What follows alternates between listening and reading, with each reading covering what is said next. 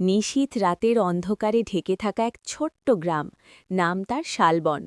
চারপাশে বিশাল শালগাছ, বাঁশঝাড় আর পুরনো পুকুরে ঘেরা এই গ্রামটা দিনের বেলায় যতটা শান্ত, রাত নামলেই ততটাই ভয়ঙ্কর হয়ে ওঠে। গ্রামের লোকজন সূর্য ডোবার আগেই ঘরের দরজা জানালা বন্ধ করে দেয়, কারণ বহুদিন ধরে এই গ্রামে এক অশরীরী শক্তির উৎপাত চলছে, লোকমুখে যাকে সবাই পেতনি বলে ডাকে। কয়েক মাস আগে থেকেই শুরু হয় অদ্ভুত সব ঘটনা। প্রথমে গ্রামের প্রান্তে থাকা পুরনো এক আমগাছের কাছে রাতের বেলা কান্নার শব্দ শোনা যেত। সেই কান্না এতটাই করুণ ছিল যে শুনলে গা শিউরে উঠত। কেউ সাহস করে কাছে যেতে পারত না। যারা গিয়েছিল তারা আর স্বাভাবিকভাবে ফিরতে পারেনি। কেউ অসুস্থ হয়ে পড়েছে, কেউ বা মানসিক ভারসাম্য হারিয়েছে।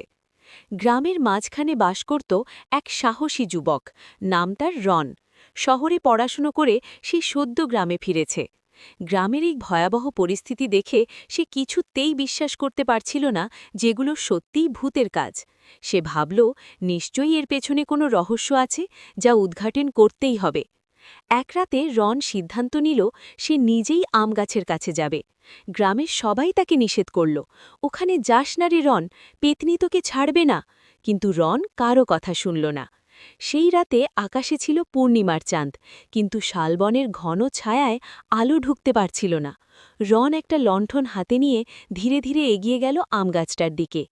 চারপাশে কেমন একটা ঠান্ডা হাওয়া বইছিল, যেন কেউ নিঃশ্বাস ফেলছে তার ঘাড়ের কাছে।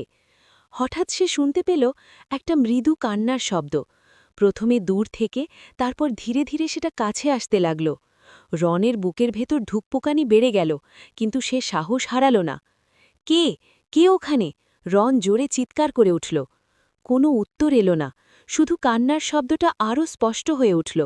রন লণ্ঠনটা উঁচু করে ধরতেই দেখতে পেল আমগাছের ডালে একটা সাদা ছায়া দুলছে।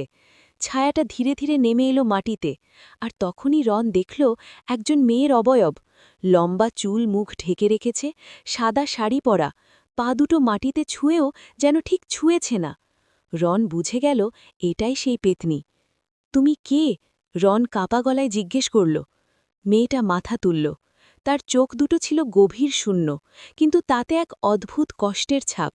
সে ধীরে ধীরে বলল, আমার নাম ছিল কুন্তলা। রন অবাক হয়ে শুনতে লাগল। কুন্তলা বলতে লাগল, এই গ্রামেই আমার বাড়ি ছিল। অনেক বছর আগে আমাকে মিথ্যে অপবাদ দিয়ে গ্রামের লোকজন এই গাছের নিচে হত্যা করেছিল। কেউ আমার কথা বিশ্বাস করেনি, আমি নির্দোষ ছিলাম। তার গলা ভেঙে এলো কান্নায়। রন বুঝতে পারল এই পেতনি আসলে প্রতিশোধ নিতে নয়, বরং তার কষ্ট আর অবিচারের জন্যই এখানে ঘুরে বেড়াচ্ছে। তুমি কি মুক্তি চাও? রন জিজ্ঞেস করল। কুন্তলা ধীরে মাথা নাড়ল। আমার সত্যিটা সবাই জানুক, তাহলেই আমি শান্তি পাব। পরদিন সকালে রন গ্রামের প্রবীণদের সঙ্গে কথা বলল। প্রথমে কেউ বিশ্বাস করতে চাইল না, কিন্তু রন যখন কুন্তলার গল্পটা বলল, তখন গ্রামের এক বৃদ্ধ কাঁপা গলায় বললেন, হ্যাঁ, বহু বছর আগে এমন একটা ঘটনা ঘটেছিল, আমরা ভুল করেছিলাম। গ্রামের সবাই মিলে ঠিক করল তারা কুন্তলার জন্য একটা পূজা করবে এবং তার আত্মার শান্তি কামনা করবে। সেই রাতেই আমগাছের নিচে গ্রামের সবাই জড়ো হল। দীপ জ্বালানো হল, মন্ত্র পড়া হল, বাতাসে যেন একটা পরিবর্তন আসতে লাগল। হঠাৎ আবার সেই সাদা ছায়াটা দেখা দিল, কিন্তু এবার তার চোখে আর রাগ বা কষ্ট ছিল না, ছিল শান্তি।